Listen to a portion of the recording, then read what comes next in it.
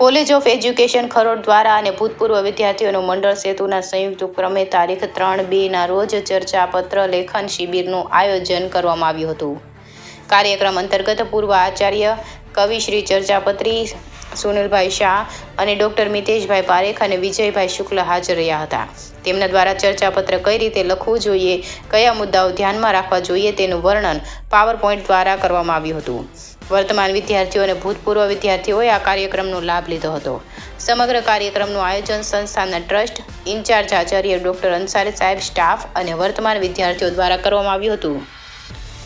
India 24 news સાથે Mitul contractor, bureau chief, Bharuch.